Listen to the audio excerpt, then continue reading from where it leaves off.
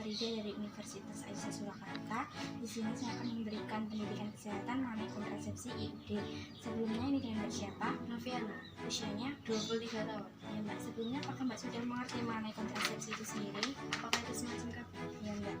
KBIUD yaitu intrauterine device, suatu alat kontrasepsi yang pemasangannya dilakukan dengan cara memasukkan alat berbentuk T ke dalam rahim. KB spiral merupakan alat kontrasepsi yang efektif dan aman. Jenis KB spiral itu sendiri ada 3. Yang pertama ada KB spiral iner seperti Lippes, Loop, dan Janus Ring. Yang kedua ada KB spiral yang mengandung tembaga seperti CUT380A, CUT200C, Novate, CUT380A.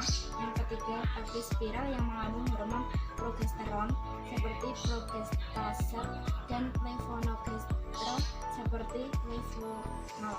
Untuk selanjutnya ada kontraindikasi pemakaian IUD. Yang pertama ada kehamilan, yang kedua ada peradangan pada alat kelamin, yang ketiga ada kecurigaan tumor ganas pada alat kelamin, yang keempat ada tumor jinak pada rahim, selanjutnya ada perdarahan vagina di luar siklus haid yang berat, yang keenam ada bentuk rahim yang tidak normal.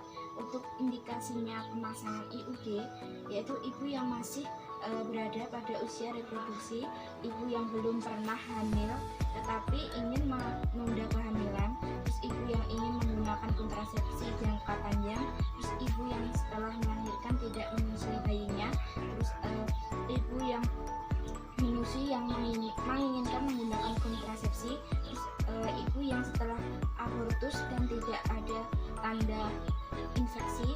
Yang ketujuh ada ibu yang tidak menghendaki metode hormonal. Untuk selanjutnya mengenai kelebihan IUD itu sendiri, yang pertama keefektivitasannya segera setelah dilakukan pemasangan. Yang kedua mempunyai manfaat jangka panjang, biasanya sampai 10 tahun dan tidak perlu diganti. Untuk yang ketiga sangat efektif karena tidak harus mengganti mengingat-ingat minimum pil setiap hari. Yang keempat tidak berpengaruh terhadap kualitas dan volume ASI. Yang kelima tidak mempunyai efek samping hormonal karena mengandung bahan tembaga. Untuk yang keenam tidak memiliki interaksi dengan obat-obatan. Yang ketujuh dapat langsung dipasang segera setelah melahirkan atau sesudah abortus. Terus yang terakhir dapat digunakan sampai menopause. Untuk kekurangan KBIUD itu sendiri, yang pertama ada memerlukan prosedur medis termasuk pemeriksaan pelvis, yang kedua tidak dapat memberikan pencegahan terhadap IMS, yang ketiga tidak baik digunakan pada perempuan dengan IMS, yang keempat tidak baik digunakan pada perempuan yang sering berganti pasangan, dan yang kelima tidak dapat melakukan pelepasan KB spiral sendiri. Yang terakhir harus memisahkan posisi benang KB spiral dari waktu ke waktu. Untuk efek sampingnya ya Mbak, seperti gambar di bawah ini.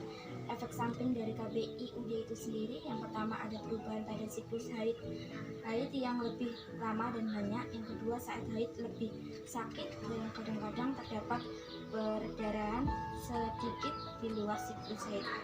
Terus yang terakhir ada pemasangan dan pelepasan IUD. Untuk hanya bisa dilakukan oleh tenaga kesehatan yaitu dokter dan bidan. Terus KBIUD bisa dipasangkan 48 jam setelah persalinan. Jika terlambat, seringkali dokter menyarankan untuk memasang IUD mulai 6-8 minggu setelah persalinan. Setelah pemasangan IUD disarankan untuk melakukan kontrol 1 minggu atau 1 bulan setelah pemasangan untuk melihat posisi IUD di dalam rahim. Apakah ada pertanyaan Mbak?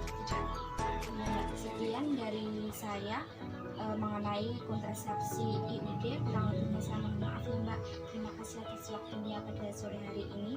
Semoga dapat bermanfaat ya Mbak. Terima kasih.